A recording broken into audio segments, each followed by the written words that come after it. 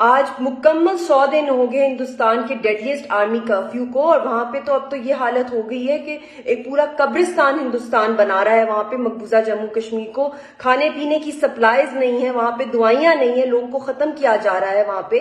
اور اس وقت وہاں پہ تو اب اگلی سٹیج آ گئی ہے کشمیریوں کی پہچان کو ختم کرنے کے لیے، کہ وہاں جو سری نگر کا نام ہے وہ شری نگر رکھا جا رہا ہے، اور وہاں پہ جو ٹنل ہے جو جموں کشمیر کو جوائن کرتا ہے اس کا جو نام ہے وہ بھی تبدیل کر کے وہاں پہ شام پرساد رکھا جا رہا ہے۔ اور وہاں پہ جو اسٹیڈیم ہے، مشہور زمانہ جو اسٹیڈیم ہے جموں کشمیر کا، شیر کشمیر، اس کو چینج کر کے اس کا نام جو ہے سردار پٹیل اسٹیڈیم رکھا جا رہا ہے۔ یہ سخت خلاف ورزی ہے یونائیٹڈ نیشنز کی قراردادوں کی، سارے انٹرنیشنل نارمز کی، اور یہ دنیا کو نوٹس لینا چاہیے۔ کشمیری جو ہیں وہ اپنا حق خود ارادیت مانگ رہے ہیں یو این کی قراردادوں کے مطابق، نہ وہ ہندوستانی تھے، نہ ہیں، نہ ہوں گے۔ یہ اس طرح کرنے سے، کاسمیٹکلی چینج کرنے سے ریالٹی نہیں ہندوستان بھول سکتا۔